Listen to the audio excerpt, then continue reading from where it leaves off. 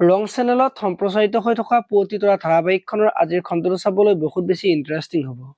কিয়নো যোৱাটো খণ্ডত প্ৰজ্ঞাৰ ওচৰলৈ মাক গৈছিল আৰু আজিৰ পৰা তোৰ টেষ্টি টেষ্টি খানাবোৰ বন্ধ। তহঁত ইয়াৰ পৰা ঘৰ এৰি যাব বিচাৰিছিলি, কিন্তু মই তহঁতক আশ্ৰয় দিলো। কিন্তু তহঁতক খোৱা বোৱা দিব নোৱাৰো। কিংছুকে মোক কথা দিছে, আজিৰ পৰা তোৰ সকলো দায়িত্ব কিংছুকৰ। এতিয়াই যদি তোৰ দায়িত্ব ল'ব নোৱাৰে, ভৱিষ্যতে তোৰ সন্তানটোৰ কি দায়িত্ব ল'ব? গতিকে তই মোক বেয়া নাপাবি, ভাবি চিন্তিয়ে মই এই কাম কৰিছো বুলি কোৱা দেখিবলৈ পাইছিল। আজিৰ খণ্ডটোত কিংছুকে প্ৰজ্ঞাৰ কাৰণে খোৱা বস্তু লৈ ৰাখিব আৰু তেতিয়া প্ৰজ্ঞাৰ মনটো বহুত বেছি ভাল লাগিব। আৰু খোৱা বস্তু পম আৰু জীউকো দিব আৰু তেতিয়া প্ৰজ্ঞাৰ মাকে দেখি মনটো বহুত বেছি ভাল লাগিব। আৰু প্ৰজ্ঞা আজি কিংছুকৰ আগত আমাক খোৱা লোৱা দায়িত্ব তোমাক দিয়া কথাটো মায়ে কোৱা নাই।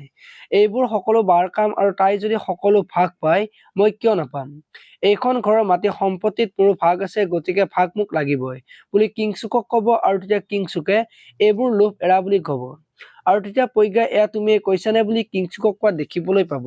ইফালে আকৌ ৰত্ন আজি বেদৰ ওচৰত যাব আৰু অনুই ফোন কৰিলে তই কিয় ৰিচিভ নকৰা, তাই তোৰ কাৰণে কি কৰা নাই? সেইদিনা তোৰ পৰা সহায় বিচাৰিলে তোৰ সময় নাই বুলি কৈ গুচি গলি।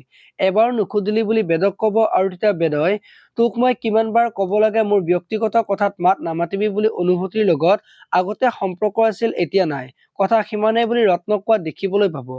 আপোনালোকে পুৱতি তৰা ধাৰাবাহিকখন চাই কেনেকুৱা পায় কমেণ্ট কৰি জনাব।